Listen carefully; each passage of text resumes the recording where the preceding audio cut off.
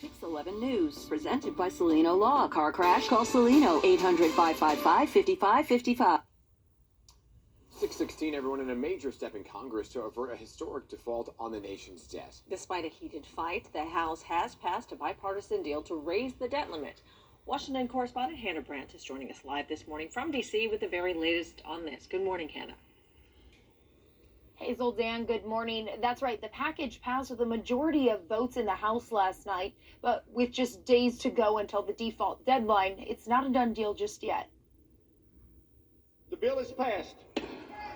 In a late-night vote, the House passed the debt ceiling deal that President Biden and Speaker McCarthy took months to hammer out. We all made history, because this is the biggest cut in savings this Congress has ever voted for. The package is a compromise that lifts the debt ceiling into 2025 and puts caps on spending. While most lawmakers had criticisms of the bill, they decided passing it was better than the alternative of a devastating economic default. Democratic leader Hakeem Jeffries says President Biden did the best he could in difficult negotiations. In divided government, we of course cannot allow the perfect to be the enemy of the good. But some progressive Democrats refused to support the bill because of the new work requirements for some Americans getting food aid. Congressman Cori Bush says that's an issue. This is a bad deal when we can prop up the ultra wealthy, but then we pit vulnerable communities against one another. And conservative Republicans complained the bill didn't cut spending enough. Congressman Chip Roy says that's why he voted against it. My beef is that you cut a deal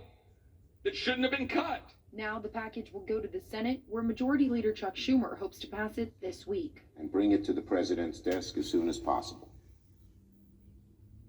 President Biden called Speaker McCarthy and other congressional leaders following the vote last night. And in a statement, he said this passage is good for the American people and for the American economy.